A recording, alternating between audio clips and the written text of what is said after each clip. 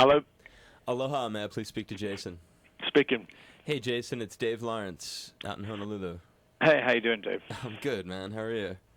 Oh, apart from just usual traveling and Waking up. tired and, Phil you just, know. Phil just woke you up from a nap to talk to me, I understand. Well, I was just dozing off because we've just found out we've got a sound check in an hour and a half, and I've been traveling since I got a wake-up call 4 a.m. this morning, Jesus. Eastern time. Well, I will try not to keep you on the phone too long. It is a great thrill to speak with you. I'm a drummer in addition to the afternoon drive guy here, so Oh, no, my pleasure. it's so I'm just gonna put a short introduction on it, and then at the end grab a couple IDs from you if that's okay. Okay. All right, hang on. I'm about to do an interview with somebody. Thanks. It's Dave Lawrence, the Workforce Afternoon, and today we're fortunate to speak with a very special guest, a drummer who is not only someone who's proven himself to be richly talented and extraordinarily inventive, but he has a family legacy few others have. His father is regarded as among the very best drummers ever in music history. In terms of rock drumming, his dad is many people's favorite drummer of all time, just head and shoulders above others. And it's really shown up in the guy's talent who we're about to talk to. I've been lucky enough to see him a few times live, never with Farner, who he is currently touring with, and who we are welcoming to town at the Blaisdell Arena, at the MAC in Kahului, and at the Hilton Waikoloa Village on the Big Island. It is a huge personal thrill to speak with the legendary Jason Bonham. Aloha, Jason. Hello, that was a great introduction. Thank you very, very much. You're welcome very much. Well, what can I say after all of that, apart from I thought you were introducing Zach Starkey then for a minute out there. Well, it was a very, very dear friend of mine, I must say, and I did get to see him play just recently for the first time with The Who, and it was phenomenal. So I feel it's nice to see us kids, as I say, us kids carrying on and the torch and playing classic rock, you know. You're damn right, and that's a huge aspect of what we'll talk about. And I'm a fan of Zach as well, and I think the world of him. That's such a cool thing for you to say what you just did. You know, I'm a drummer, and I just have to make sure that you know 100%. And I'm sure you've heard this so many times in your life. It's kind of like a broken record, but I'll just add mine to it. Your pop is my very favorite drummer in the world. Period, hands down. Nobody is even close to John Bonham. He is the inspiration that made me play drums. Well, thank you. I mean, he was, for those who didn't know him, they only read the robust stories of Bonzo, the crazy wild man. At home, Dad was a very, very shy, quiet guy, which you would never imagine to be after, you know, a lot of the stories. He was exceedingly shy and very quiet. So he would just go, oh, you know what, I just play the drums and that's it, really. I know, but I'd still have to gush because it was such a huge part of making me. And now, how long have you had this gig with Mick Jones and Farner? How long has that been going? Well, Phil Carson, who has been on and off my manager for many, many, many years, was looking after Mick, and it was kind of his challenges to me, really. We got together for a charity gig, and at the time there wasn't any talk of actually reforming the band or doing anything, and it just felt really good but we didn't have Kelly at the time, but I'd brought in Jeff Pilson and he brought in Tom Gimble and Jeff Jacobs, who'd been in the band for quite some, like 13, 14 years. So it was you know, a new project as far as Mick was concerned, and when we found Kelly, and his voice had such great similarities to Lou, then, you know what, I just said, why don't you just call it Foreigner? You know, you wrote these songs, and they're great to play, and you have just as much right as anybody to play them. So it's taken now, I'd say this would be the third year. So 2 years with Kelly in March, and I've been with them since August of when I got together with Mick. So it's 2 years of solid touring with Kelly as the new singer to prove a point that Foreigner is back and a band to be reckoned with again. When did you first meet Mick Jones? I met Mick many, many, many years ago, before even the first Bonham album, back in '87. Okay. Or 87, 88, something like that. in Ibiza, where I used to go and vacate many, many times with Mr. Page.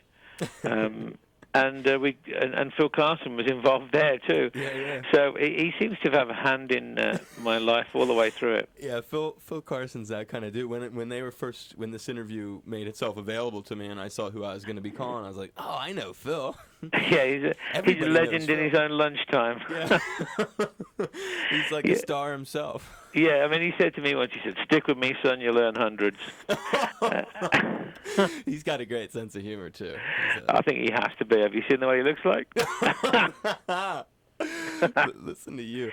How old are you now, Jason? I'm 40 now, and believe it or not. I only ask you that because, and I would never really ask most musicians, but you're a cat that, like, a lot of the guys listening to my show, the first time, a lot of people, I think most people in the world, the first time they saw you was in the song Remains the Same, right? Yes, correct. And so it's like, and there are guys listening now to the show, and it's hard, I think, for people to believe that's you. I mean, this is like this is the dude, and I saw you. I can go way back in your life. I hope this is going back. I hope this is something that you will see as far back there. I saw you twice when I was just a little kid, and you blew me away both times. The first time you were with Virginia Woolf back in '86, opening for the Firm. Do you remember that? Correct. Yeah.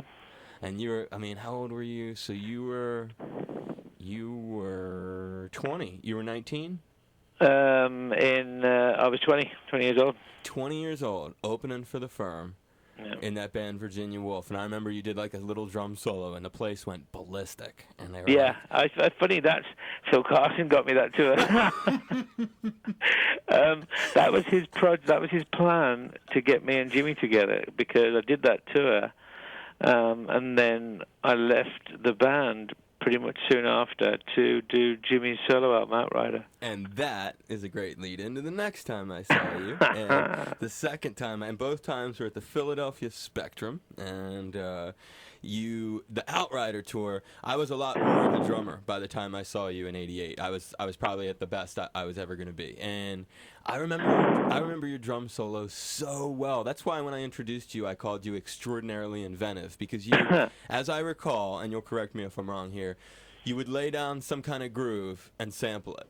Then you lay down another groove over the top of that, and another one, and another one, and another one. And it's like you layered all these different percussion pieces together. Then you started playing the loop, and over the top of the loop, you added a solo to it. Am I correct? Yes. That's what you did. Yes, and you know what, whose idea was it? Is there any way you could make it sound like there's 50 drummers? It was Phil Carson. This guy's had such a big part of your life. It's crazy. I'll tell you what, though. You know why I can remember the Philadelphia Spectrum gig so well is, for me, we were based in New York at the time, and we'd been there for, I think, 3 weeks, or 2 weeks at the UN Plaza. I think my incidental bill was $25,000. of like, and half of that food would never even made it into the room, because by the time the food arrived, I'd already passed out. So there was like the hallway, trays of food. And I remember it was back in the days when partying seemed to be, something that one did and didn't really know what the consequences were. And I'd been kind of being bad for a few days.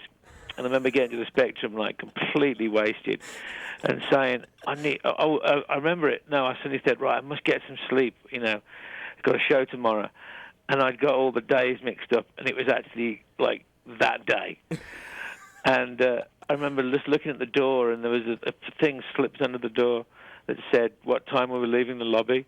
I'm like, oh my God, I haven't been to bed yet, and it was just crazy. I remember. Kept looking around at my drum tech at that gig going, am I speeding up or am I slowing down? Really? Yeah, it was a real one of those gigs that I've never had to concentrate that much in my life, because I was so paranoid that I was going to make a mistake. And that was only one of 2 times I saw you, and it left such an impression, dude. That's he left an impression on me, too. It's funny, Jimmy, I was in the dressing room and lay on the floor, passed out before the show, like trying to catch as much sleep as I could. And Jimmy walked in and went to my drum tech and went, is he going to be all right? And Eddie went, yeah, he'll be fine. And you were. Yeah, so it's amazing. Kids, don't try this at home, but it was amazing. I could, with the right concentration and amount of coffee, I could pull it off. But I wouldn't want to do it again. And the thing that's from a percussion perspective, when you think about your dad's way of playing and yours, I guess the thing that makes you your own dude so much to me is like when you did that solo. I mean, I already knew you were a smoking drummer, but that was the exact opposite of anything that we had ever gotten from your father. You like that was such a more high tech, and I don't know how to describe it. It was just you're really inventive, dude. You were so creative. I mean, you blew my mind that night. I remember watching that. You laid so many rhythms down on top of one another. Well, I say I can't take the entire credit. In some ways, it was a seed planted already by my dad from when he did Bonzo Montreux, when it was him playing with a bunch of other, little bits that he'd done. Right. So that was what I said. What could I do that Dad would have probably tried to do now, instead of it being like, here's Chop City, I'm going to do it as a solo. Just the way he would have probably said, it would have been nice to do a 7-minute or 8-minute Bonzo Montreux live. Wasn't that a lot of? How much of that stuff was overdubbed after he passed away for Bonzo's Montreux, or was that all done while he was with us? That was all done while he was with us. It was actually done many, many years before. I think it was actually done in 1975. Wow. And it says that probably on the inside of Coda. It's just been so long since I've listened to that. Yeah, I think he did it. I think it was 1975. I know he was on doing a year in tax non-residency he was doing like France and Switzerland, and that's why it was Bonzo Montreux. He just booked the studio for the day on his own. It was some of the effects that Jimmy put on afterwards, that the technology that was available when they came to do it, and Jimmy edited it, which he did a marvelous job of, and put some of these different effects to get the different notes out of the drums. So that was great, And you can draw a connection. I mean, you're right. When you mention Bonzo's Montreux, then yeah, you can really draw a connection, I guess. Your dad kind of, he dabbled in it, and then you took it to be your solo. I mean, you made that like such a crazy solo, dude. That was... Yeah. It was. What do you do nowadays? First, do you do what do you do sort of for a solo? For a solo now, I like a couple of espressos and and a chocolate chip cookie.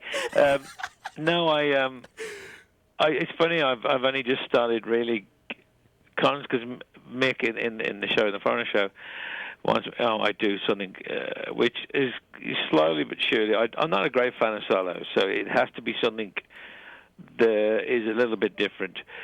So Jeff Jacobs, the keyboard player, he actually plays with me, and we do some like Arabian kind of Indian vibe stuff on some of the stuff. Feeding off of each other. Yeah, and then he'll put in like he'll hit like a percussive backing, and I'll start soloing with the percussive part playing a rhythm, so that's keeping me.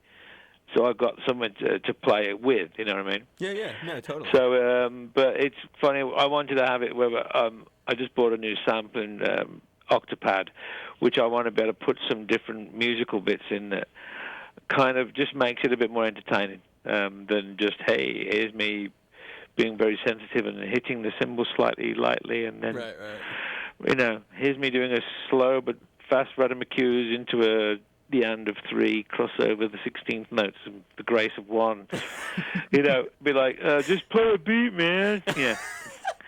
To the average audience, if you suddenly start, playing When the Levee Breaks, they'll go nuts rather than you going, technically. Yeah, no, something reminiscent that I totally get that. Yeah, and I have a bit of fun with it now. I'm not so critical of and fearful of what I used to do. Now I just enjoy it, as I say. We have a bit of fun with it, and I'm going to hopefully work on a few other little surprises for the shows coming up. I'll be digging it, whatever you deliver, dude. Just watching you play, because it's really the rest of your playing that I dig so much. It's the rest of the tunes. I mean, I focus on the solo because it was unusual, and it was unusual. Yeah. Nobody was doing that back then. That was Well, as I say, at the time it was a time where I was going to be exposed to quite a lot of people. touring at that point with Jimmy Page. Yeah. So I wanted to make, somewhat of an impression, Yeah. I actually have a great one of the real hilarious. I can laugh at it now. At the time, I was upset. There's a bootleg which I can get any of those shows on for some reason. A friend of mine got me every show, and they're all handheld cameras in the audience, and some of the sound is really good quality. There's a Detroit is exceedingly good, but one of them I can't think where it is. As the drum solo starts and it goes in, obviously there's a guy 3 rows behind or to the right or the left, so he shouts, "Go home, fat boy!" Oh. Yeah, and it's just I can laugh now because it's so hilarious when I'm playing it. Goes, and I'm doing the start, but it's just, and you hear this, "Go home." Yeah, like a wedding heckler. Yeah. Is there anyone here that's, "Yep, me, I nailed it." That stuff's always, those are the things that always make bootlegs a little extra special. Oh, yeah. And what else, you and I sort of have a connection through your old singer, Chaz West, who he works with my buddy Vinny Appice. Right, yeah, Vinny. I went to see them in the All-Stars the other day. They did, that 3-legged dog they call it now. But Oh, basically yeah, well, the I was the Hollywood All-Star thing when they do all the cover things, which is a lot of fun. With Jimmy Bain. Yeah. Vinny's a good drummer. What do you think of him? Yeah, very, very good. I mean, obviously, comes from, is a great brother as a drummer too, Carmine. I'm better friends with his brother's on my show every week. I'm really, really tight with him. He speaks so highly of your pop, and what do you think? You love Carmine, huh? Yeah, I mean, I didn't really know much about his playing as much till later on when I realized he was with Rod Stewart and some of the great stuff and some of the fills that he does. And it's funny to watch Vinny and Carmine. It's a weird. Well, Vinny's style is very strange. I find how he holds, he'll play kind of like this, like almost. It's kind of strange. I don't know how to explain it. But it's memorable stuff. Those little noises and stuff he made on some of those Dio records. I mean, they're like, it's really, I find him a very creative drummer too. Like less is more kind of creative. Yeah. He's funny. When I saw him the other day, he said, "Did I ever tell you this?" He said, "As much as I love my brother Carmine, he's my idol." He said, "I'm sorry to say your dad was my idol, really." He said, "Don't tell Carmine I told you that." Yeah, big brother. Yeah, well, that's comedy right there. But I mean, Carmine speaks so highly. I mean, we've talked about your pop a bunch over the years on the show, and I just think it's great that you have that kind of connection, and that everybody really, when they see you, they say stuff like that to you. I mean, it's hard. That's the goofy thing about you, man, is you are connected to not just a great rock drummer. Your dad was like the man. I mean, he set all the standards, and everybody else is just like. Actually, let me run one other cat by you. This is something I'm really curious about. What do you think of Cozy Powell? Oh, God bless him. Cozy, it's funny, when I was younger, I really didn't rate him as much as I now when I look back and listen to the stuff. He was a great, solid powerhouse drummer. He had a pretty unique style. I mean, only recently I went and bought Rainbow Rising again. Dude, you're an animal, stargazer. Yeah, I was like, you know what? I suddenly went. I mean, I must say, for one positive thing that the internet has done for me is since iTunes and all that, I started just to. Sometimes when we're on the road, I start, browsing stuff. And then go, oh, yeah, I remember this. And then it'll say, people who also bought this. And I'll go, oh, wow. I mean, I just started buying up all old metal the other day. I was buying, Rainbow Rising and then a few of the Rainbow stuff, which I love, with Bobby Rondinelli on. And just classic stuff, down to I Surrender with Jolene Turner singing. Totally. I love it, yeah. Stone Cold is another good Stone Cold, great song. And all Graham Bonnet since he'd been gone. And so I was into digging all that. And then I bought a bunch of old Maiden stuff as well, which was kick-ass, with Clem Burke playing drums, the original drummer. Yeah, monster. And then even down to Saxon and Priest. And I just went through this whole resurgence of old British metal, which took me back to my childhood. That's good stuff. I mentioned Cozy to you because he's my second favorite drummer. Right. Cozy. No, he was he was great. I mean, even down to the slow dance on Robert's first solo album, Slow Dancer, played great on that one. So what do you think? You think I got all right taste in drummers, Jason? Yeah, pretty cool. I mean, I'm in there, so that's fine. Yeah.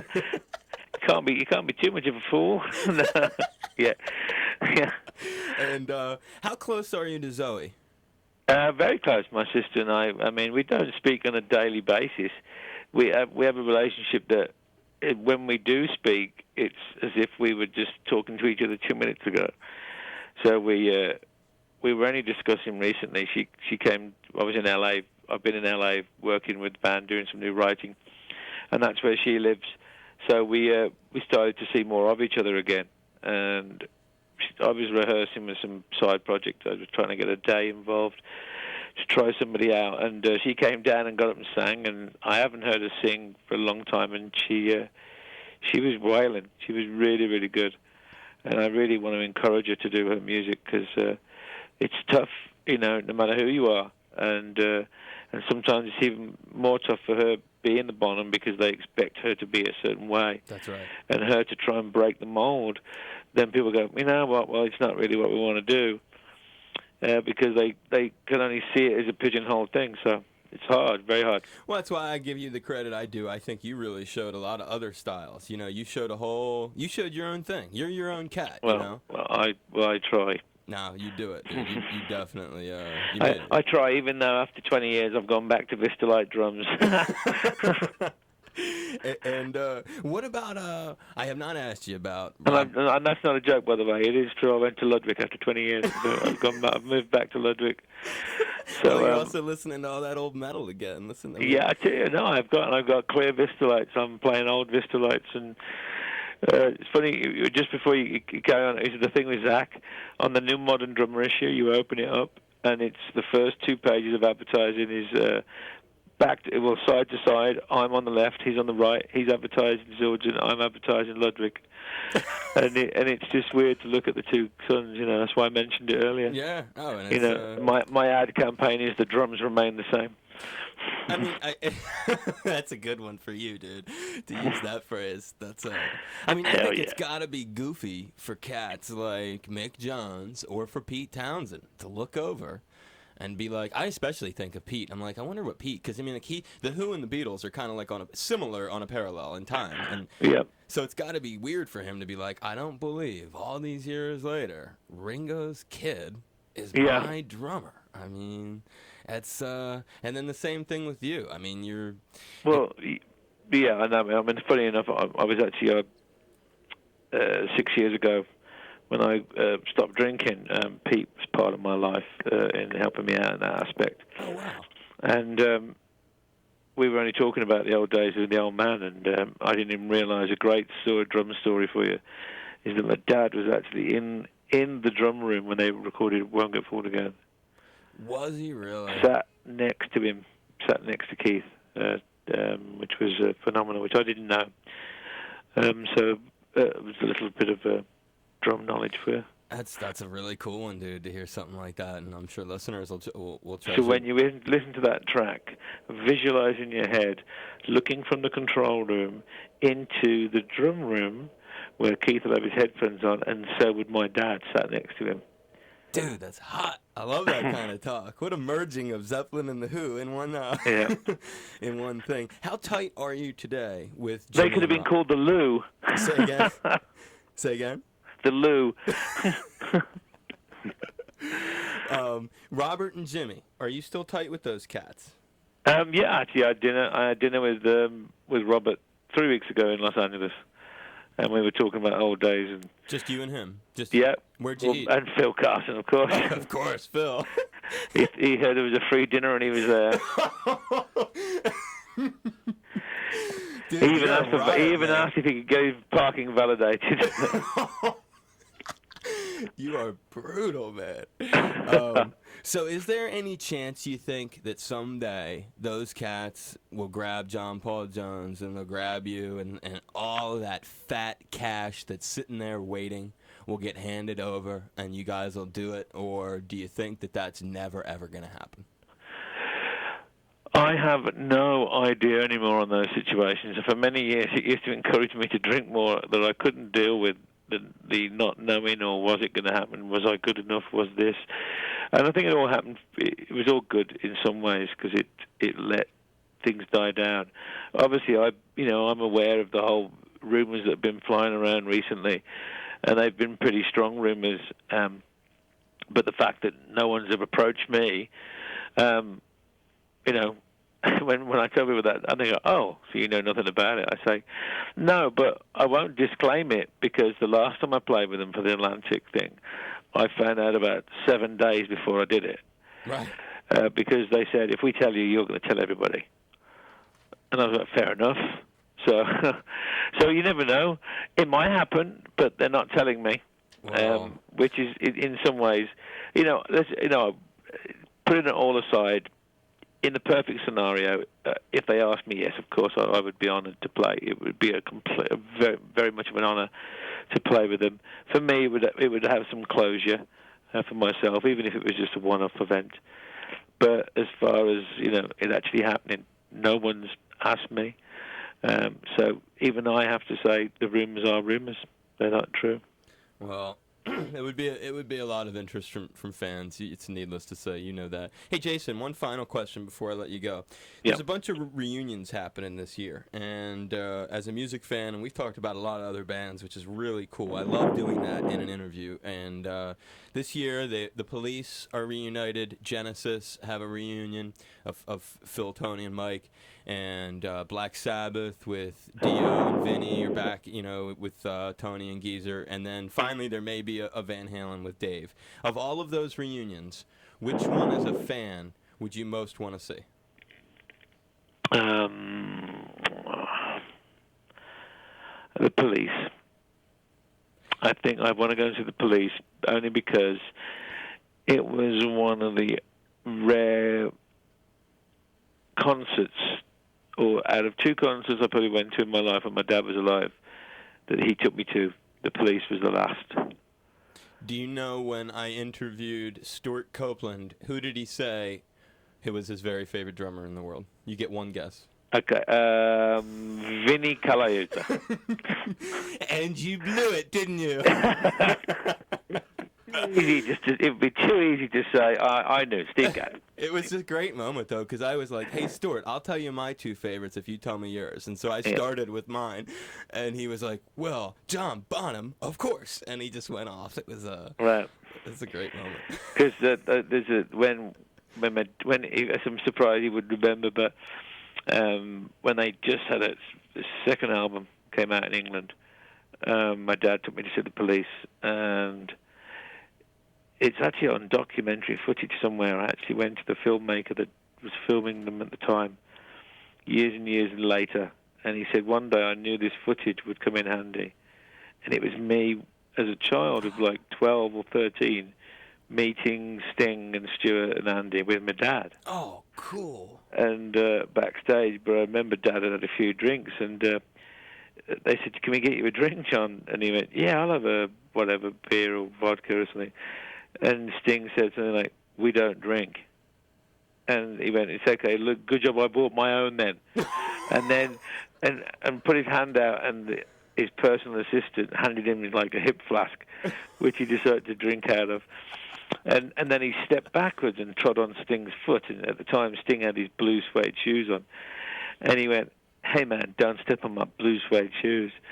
And my dad turned around and said, "Listen, pal, I'll step on your effing head in a minute if you don't shut your mouth." And I remember Stuart and Andy going, kind of like, it was like years and years and years ago, so it was right at the early stages. But it was just so funny. Dude. It was funny. That's a comical memory of your pop. Yeah. And a good one to end it on. Jason, have you enjoyed being my guest today? I have, even though it got into my nap time. I really, really dug talking to you, and it has been kind of a personal quest. And when you're in town, I hope you'll be willing to talk to me again. Oh, listen. We'll do an interview over a nice Hawaiian massage parlor, happy endings to scenario. I like that. That would be really. We'll have a happy beginning, That so you would can be enjoy the really- massage afterwards. That would be kind. I would like that. Cool. The legendary Jason Bonham here on the Workforce Afternoon with me. Thank you, Jason. Thank you. Hi, this is Jason Bonham. And guess what, folks? You've made an excellent choice because you're listening to Dave Lawrence. Aloha, this is Jason Bonham. And guess what? Finally, I've got my chance. Hey, Dave, it's 4:20. Aloha, this is Jason Bonham. And you've made an excellent choice. Dave Lawrence. Good man. I appreciate it, Jason. Okay. And that would be it, dude. Thank you. I really do. Okay, well, here's one. Here's one that you might ever want to use. Okay. We've done 4 already, and now we're steady. And then they went. Dave, hit it. Dude, you're an animal like that. I so appreciate that. Oh, you know what? I need one for Penelope Swallows. That's right. She's a big Zeppelin fan, and she's on our staff. Does she? She does the. She's one of our DJs here. Yeah, right. Of course she is. That's a porn name if you ever heard one. I named her that. She's from your country, actually, and Well, she can't be British if British people don't swallow. But if you do one, aloha, it's Jason Bonham, and you're tuned in to that lady of the night, Penelope Swallows. And that gurgling noise in the background is Penelope Swallows. Yeah. No, sorry. Oh, dear. Hopa, hubba, hubba. You want to do me? No. What was it again? Aloha, it's Jason Bonham, and you're tuned into that lady of the night, Penelope Swallows. Aloha, this is Jason Bonham, and you're tuned into that lady of the night, Penelope Swallows. You are the king, Jace. You got a good sense of humor. I give you a big hug, and when you're here, look me up. I'll have you on the show. I'll take really good care of you. Cool, man. Be safe. Have a good gig, and say hi to Phil for me. Oh, well, you take care. Aloha. Bye-bye. Aloha.